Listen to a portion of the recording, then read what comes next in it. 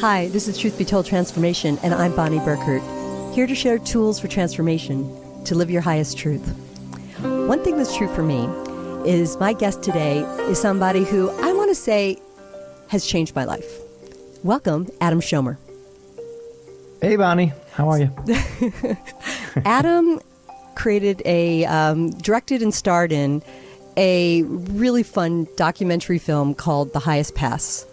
And that movie, first of all, just meeting Adam and the whole Sattva yoga group really set me on a beautiful path with yoga and yoga meditation specifically.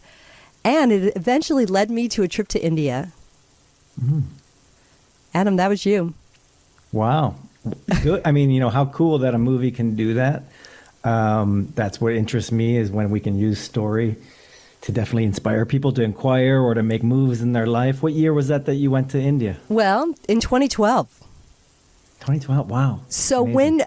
So tell us about The Highest Pass, and we're going to talk to you about your docu-series, Road to Dharma, which was then kind of the part 2 to The Highest Pass. But I just want to let our listeners know about all these different works that you've done.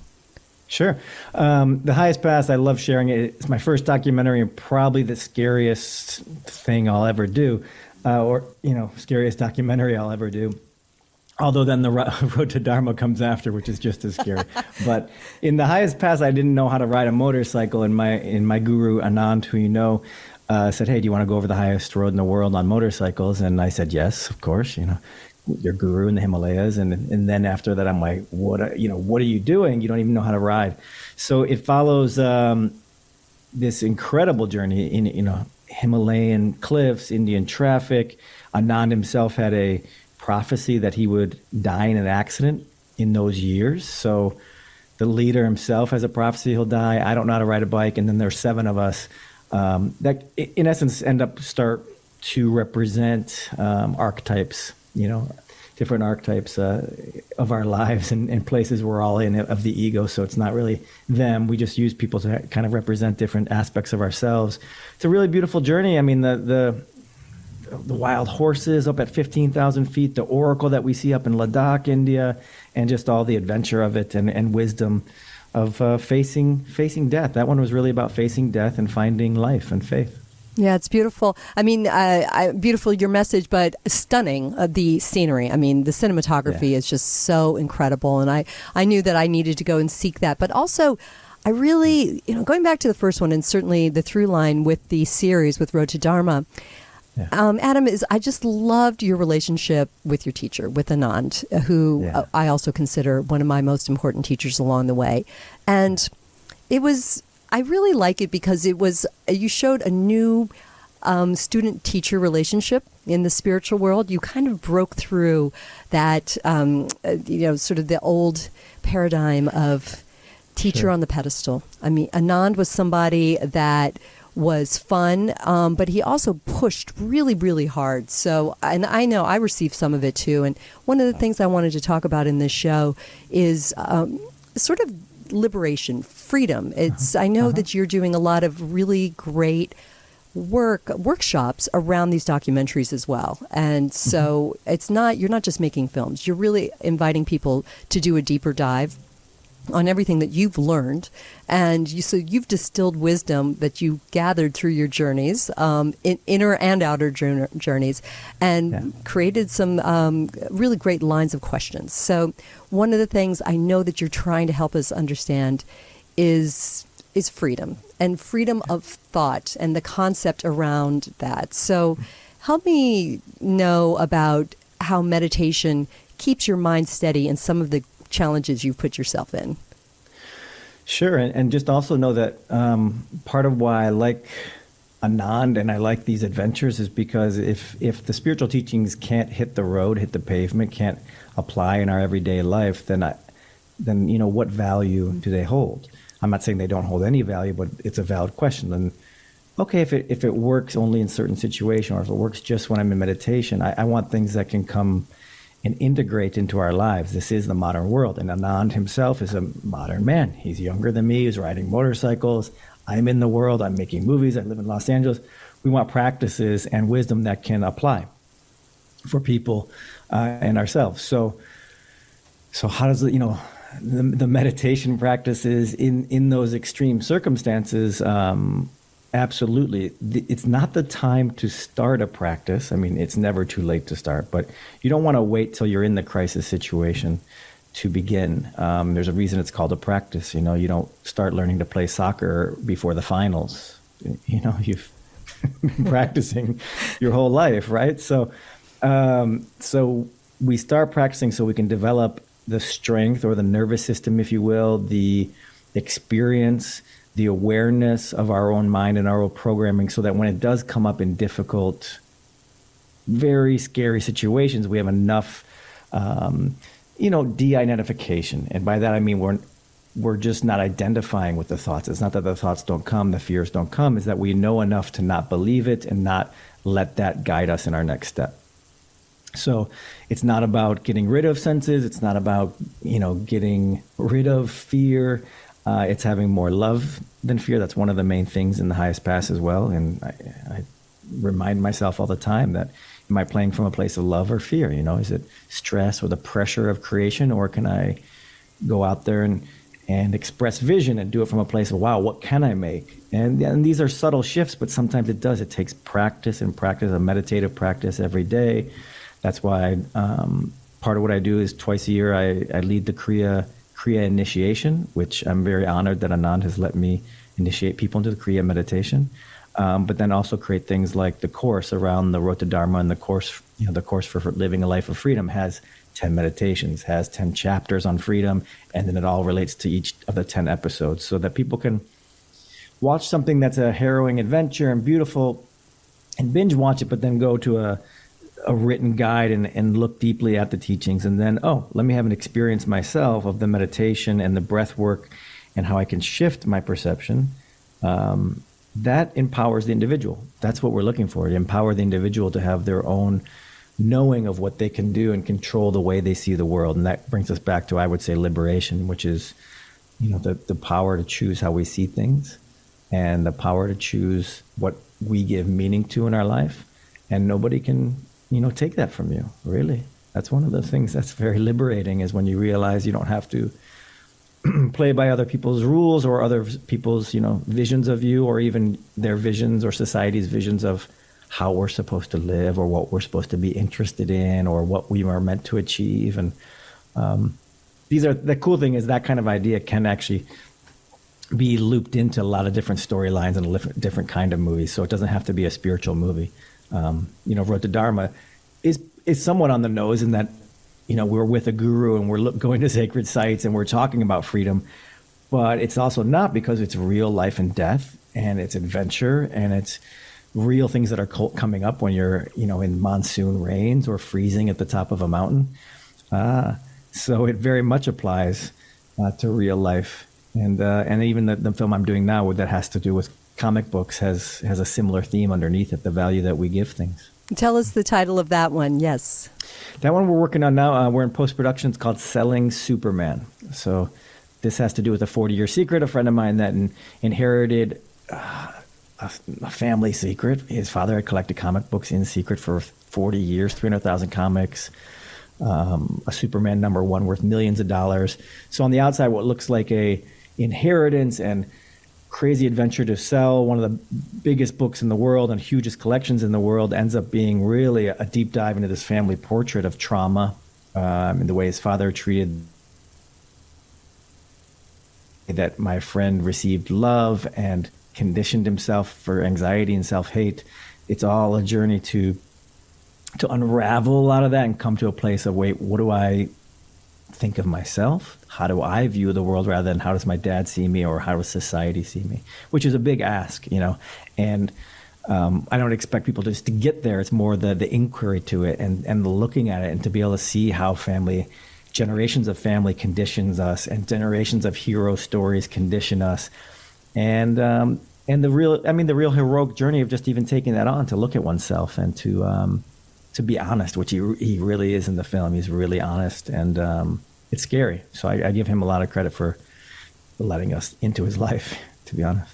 Very much. Well, this is great, and it's really exciting to see the variety and the trajectory that you're taking with different stories that you're telling. Now, we can talk more about Road to Dharma because that's certainly a favorite of mine. But I also saw HEAL, and congratulations, as Adam was the producer of a very, very successful documentary, and again, just fascinating subject that I feel so strongly about, and really feel like it's one of the main motifs of my my interviews and the show that I do here is truly the power of the mind and to transcend.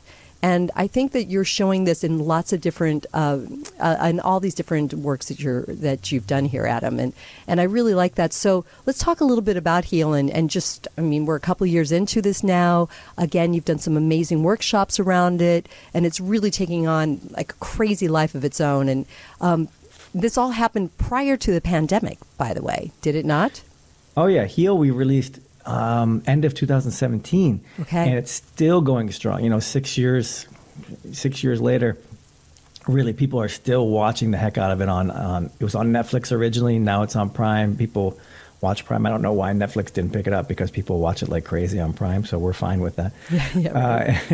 It's really amazing. You know, it's not often that a film has such a life 6 years out and still is watched. And we can tell digitally how many minutes. You know, over 10 million minutes a month are watched of this film on Amazon Prime. And it's a 6-year-old film, but chronic illness is a big thing, and more people, when you're in illness, are looking for options because the regular system doesn't satisfy. And but there's so much more, like you mentioned, that we're empowered to utilize. The power of the mind, the power of support system, the power of laughter, the power of purpose, even. All these things that are shown to help people radically remiss, if you will, when it comes to cancer, radical remission. But for all disease, be it our diets, be it stress levels, that cause chronic illness.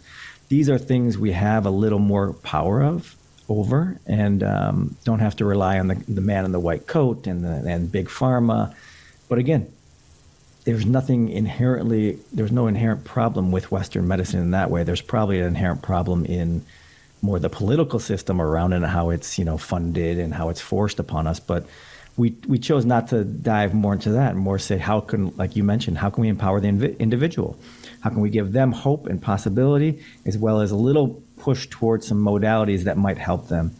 Because it's easy to be anti everything, and it's a little harder to be pro and have a vision for this is how we can move forward and integrate. There's a lot of docs that can be a bit of a downer, and we're just looking to, at least myself, inspire people and give them possibility and show them a pathway. And empower is a great word over and over, people to inquire for themselves and take charge of their own health and how they see the world.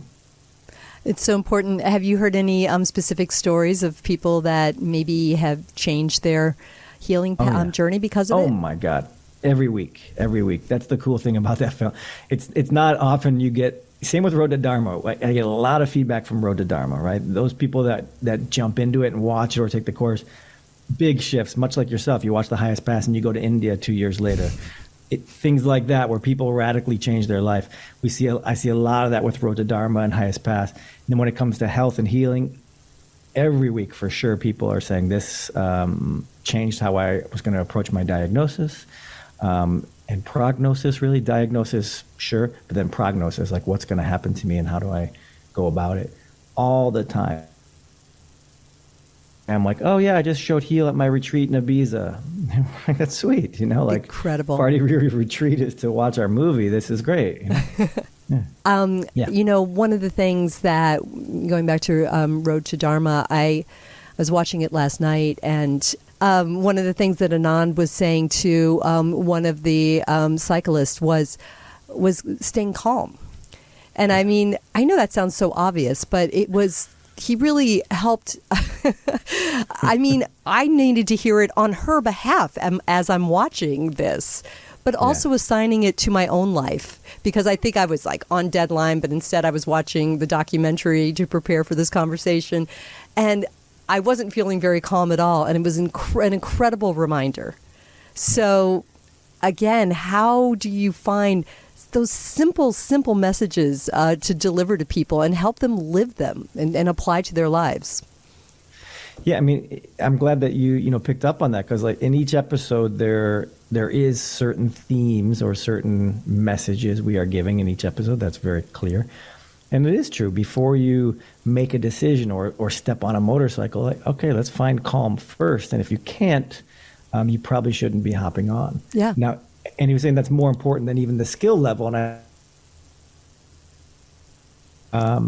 it's just as important or more important than your skill in anything is your ability to maintain presence, to come at it with calm.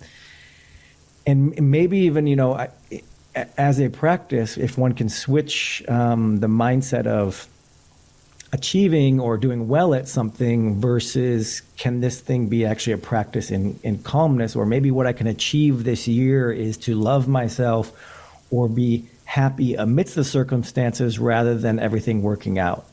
And just that mindset shift as shows, I guess, what's important to us.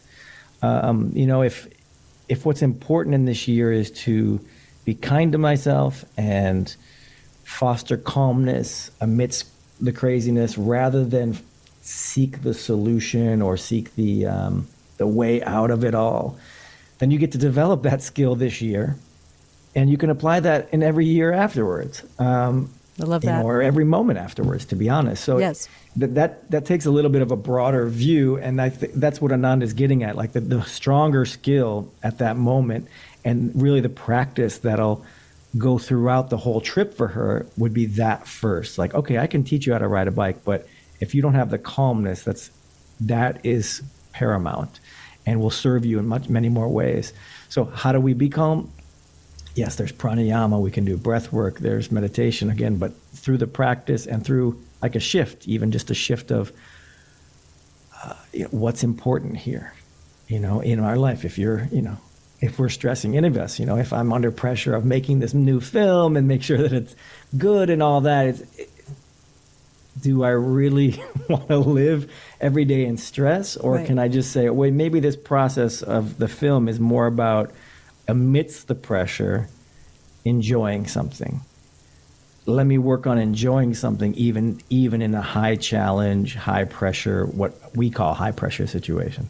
It's not really high pressure. It's not life and death when you're at home editing a film. I know, but sometimes you can feel it. But I really like that. And it kind of takes us to the journey, not the destination, right? Sure. I mean, that wonderful sage adage.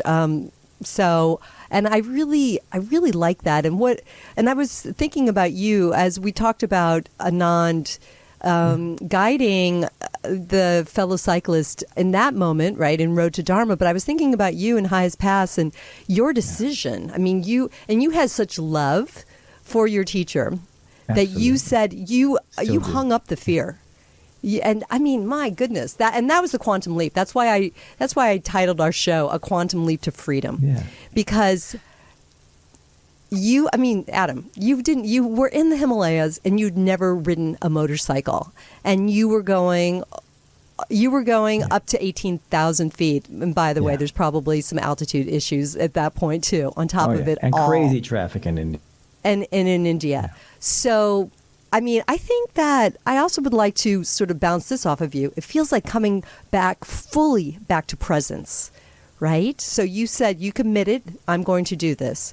And then did you have to just get yourself off of, I'm not going to be scared, or why did I say I was going to do this, and just have to get back to, let me get a helmet and a motorcycle and a lesson?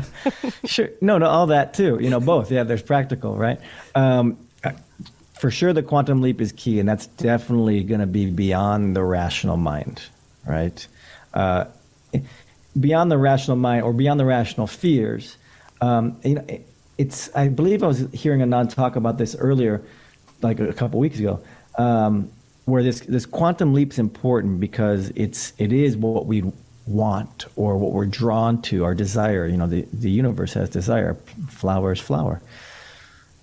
I want to go to the Himalayas with my teacher, you know? I mean, amazing. So that quantum leap is saying yes to that. And then eventually the rational mind should actually agree with it. That's how you know you're in the zone. Okay. Yeah. But don't expect it on the lead up to always agree. You know, there's going to be the fear. So, yeah, you know, Bonnie, I didn't put the fears away. They didn't subside. I was often visualizing myself flying off a cliff. Like you can't, it's hard to get that stuff out of your head. When you read a pass, his name is Rotang Pass, and Rotang means pile of dead bodies. You start visualizing yourself just sliding off the cliffs, you know, on this pass.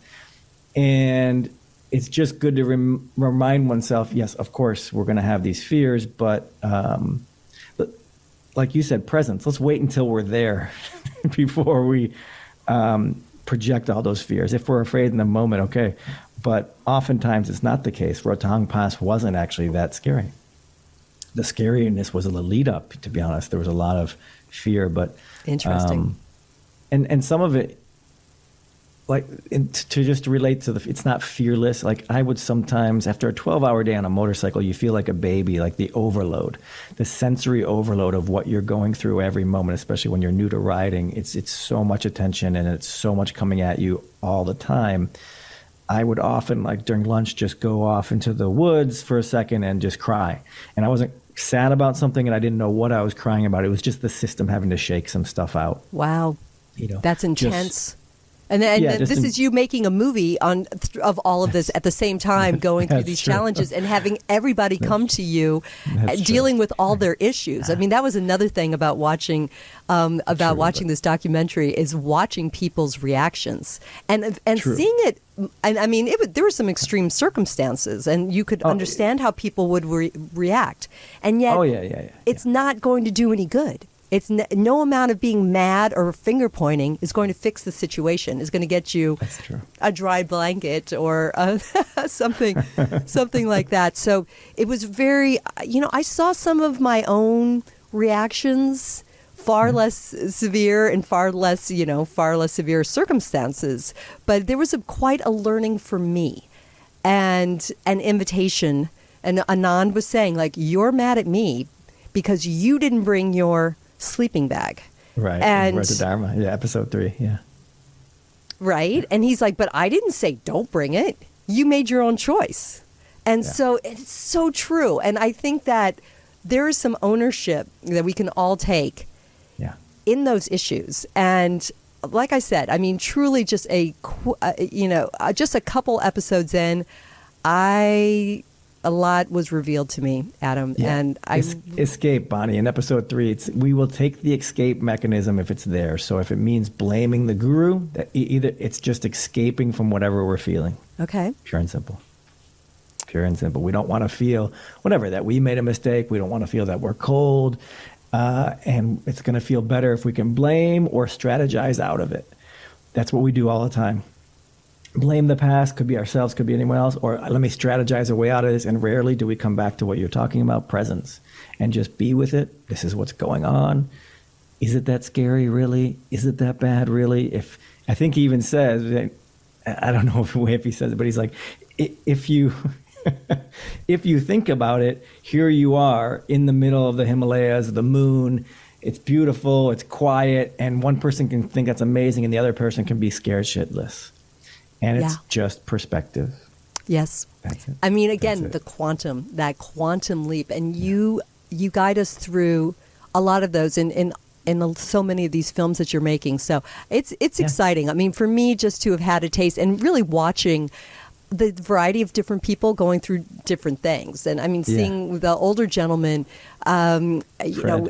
suffer injury right off the bat. And yet, in it. I mean, he's like bandaged with bandanas and he's still like going for it. And he's amazing.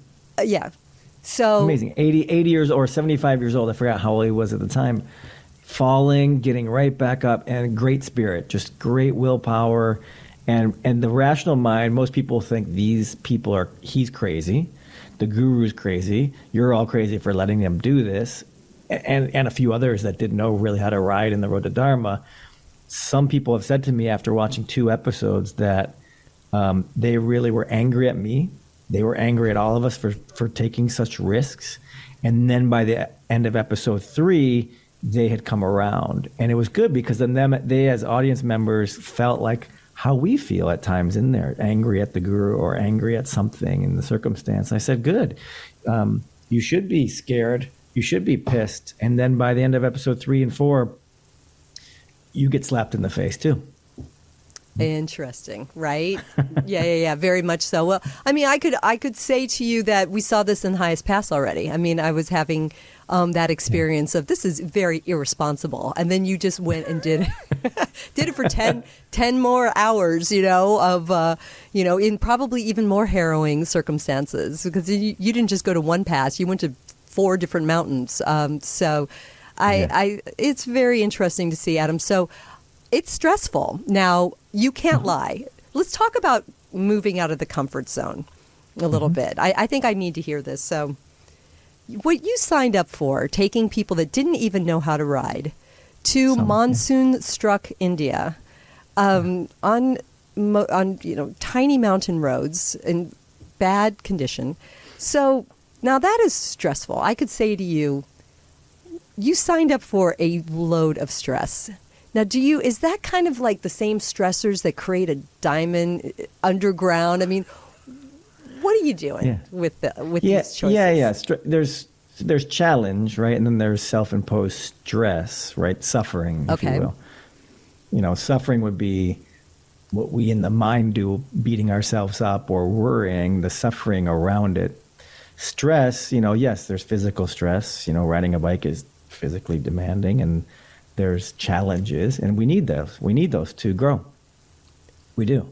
So that's fine. Yeah, it's pure and simple. It's an opportunity. Everyone that came raised their hands. None of us told anyone to not know how to ride. A couple people didn't know how to ride, and everyone's by their free will there. And they can always get off the bike if they needed to. We're not saying you must continue and kill yourself.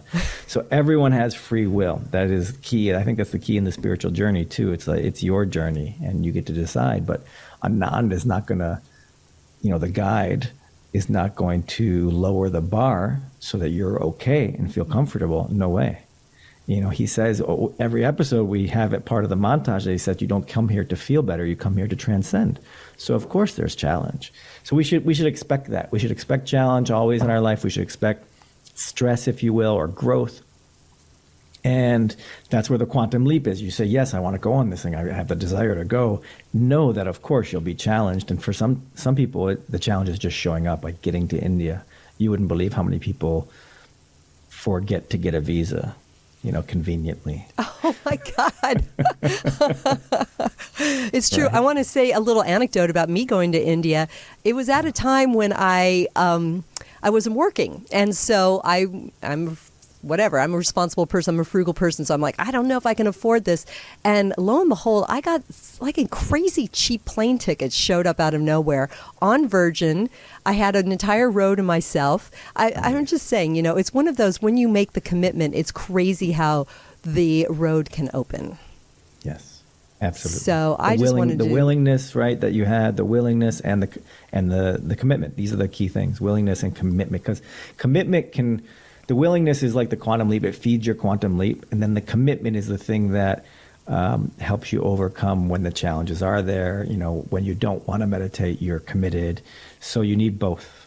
If it was all willingness, you'd probably fall off when things got tough because you weren't committed. And if it was all committed, just blind discipline, and you didn't have a real willingness under it, you wouldn't be able to sustain that commitment.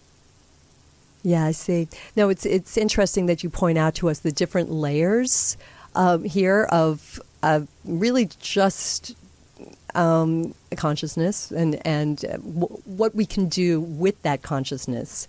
Sure. To create and manifest these moves in our lives. Yeah. I think so. No, I really, and sky's the limit.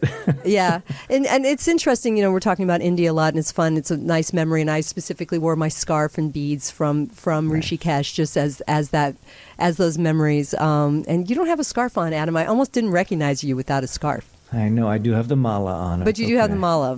And linen shirts, so it's very India. Yes, Adam taught me that the mala beads are really supposed to be worn against the chest. So I was sporting mine outside because they're groovy, but I like that. Did I teach you that? Trust me, I learned it from someone. Anand's father, this mala I have now, his father has a wonderful shop, and he also reminded me again, he's like, no, this one, these are special ones. You wear this underneath the shirt, which I know, but it's nice to hear it from him again. Like, this isn't for show. The little reminders, yeah, this very is for much you. so. This is not for show.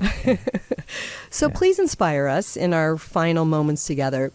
Inspire us with meditation, with a conversation about meditation, creating a daily practice, different styles, and for the beginner or for somebody that's a little bit more experienced. Talk to us about your path and what we can do. Yeah, I mean, inspiration-wise, I can just say that it is the most important tool I've ever learned in my life, pure and simple. Awareness, we're strengthening awareness, and hopefully that inspires people to understand that we're strengthening our awareness, through this practice called meditation. We don't have to get to a place, we don't have to say, oh, this was a good meditation today because I silenced the mind. Keep coming back to the awareness and positively reinforce the awareness. Even, when you become aware of your conditioning and thoughts, that's great. You should, guilt is the nemesis. You don't really need guilt. Like, oh, I was thinking and I suck. That's not really the idea.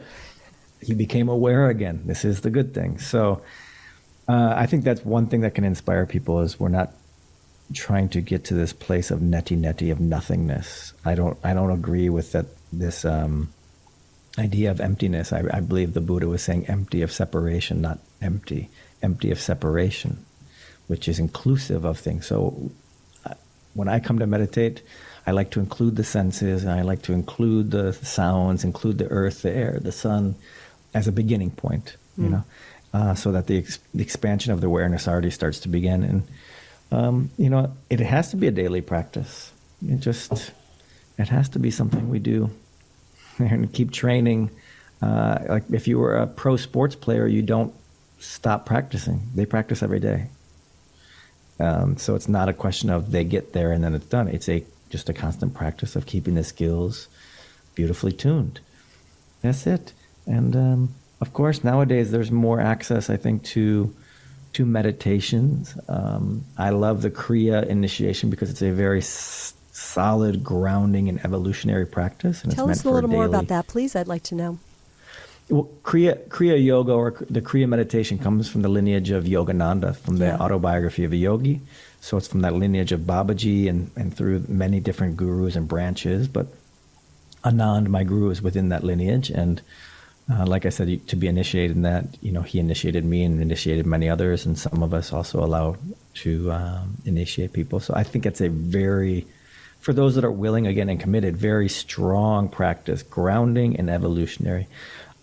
Beyond that, of course, just a Buddhist, I shouldn't say just, but a mindfulness practice, if you will, or following the breath and Vipassana are very powerful. And nowadays, I think breath work to me is really, really impactful. Even 10 minutes of breath work of different pranayamas can change the system so quickly, especially if people are under a lot of stress and, might not be as programmed for a silent meditation. So breath work can be very, very helpful, can help people have a taste pretty quickly of how easily we can shift our frequency or our prana, our energy. So I really do encourage pranayamas, and even in 10 minutes you do 3 different pranayamas. Again, in the Road to Dharma course, we have 10 of them. Or just, what I do on HEAL every Wednesday night is like that 10 minutes of pranayama and then a little bit of English words to help tune. But, I think we can go deeper on a daily practice, but those are really helpful for beginnings and maybe secondary practice in the day. So wonderful. That's my inspiration. It's out there. Plenty for free. You just, got to choose to do it. Yes, I agree. I like you say, the word practice. I mean, it needs to be a daily practice, and I really like that you liken it to an athlete because, like you say, they have to do it every day, and they probably feel it if they don't. And I know I don't necessarily sit as quietly as I could for long periods of time every day, but you know what? I do sit every day. I take that moment, I tune in various forms, and it's, I don't know, gratitude, love. Amazing, right? You could develop your own practice. And, I mean, I would assume most people that are watching have a practice or are tuned into this, but I know one thing I hear a lot for those that are maybe, I don't know, less dialed into this, is that, hey, will I lose my edge if I start becoming calm? You know, will I still achieve if I don't stress out? As if stress is the thing that's making me achieve. And I can just say that as a college athlete, I started meditating my freshman year of college, a college athlete, and I shifted my game, you know, to calmness instead of sporadic Italian emotions. And my game got better. You know, I got more efficient and more tenacious and more creative, better at the game. So meditation helps us actually toward our goals and maybe even reformat our goals. But, you know, that way, those that are afraid of, if I start meditating, I will suddenly just not do anymore and won't achieve. And something might change in your life. You might change your priorities. And that's great. What are you afraid of? That you'll understand things better and might change your priorities? What? I don't understand the fear there. Right. Transformation. Fear not. Right? That's I might the freedom. Change. If I start meditating, I might see the world differently and change. Meaning, yes, you might not go on the same trajectory you're on before. That's great. That's great. It doesn't mean you're wrong. Yeah. Maybe it's better. It doesn't mean you were wrong. You know, it just doesn't. And you're allowed to shift anytime. That's the cool thing. Maybe that's the inspiration, that you're allowed to step in anytime. You're allowed to shift anytime. Doesn't matter how far gone you are. You're allowed to jump back into your practice. You're allowed to start it. You're allowed to start changing the trajectory of your life. You know, if it's self-hate that's your thing, or if it's worry that's your thing, you're allowed to push the dial the other way. I give you permission. I empower you. By the power of Grayskull and all that is in me, Yoda and all the masters say you can change now. Oh, brilliant.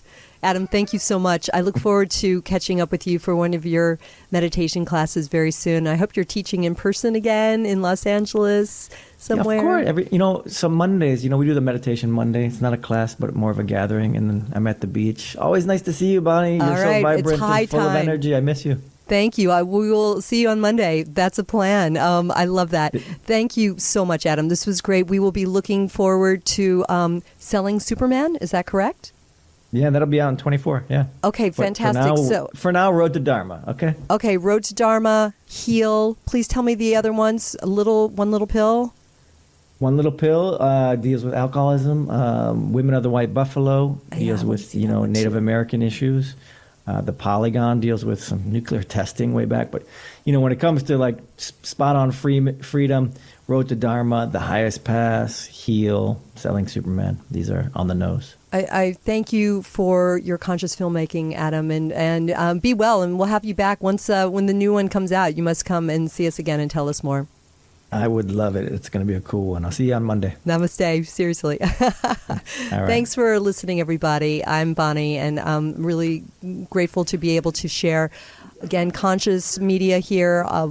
Truth Be Told likes to have new episodes every single week. Tony Sweet is on live Fridays at 3 p.m. So I hope that you'll join him and join the community in asking questions and chatting with each other. Robert Hensley with the Minuteman Report is on Mondays, and Truth Be Told Espanol with Metaphor, new episodes on Tuesdays. We are here to shine the love, everyone. So thanks for listening. Please share, and until the next time, namaste.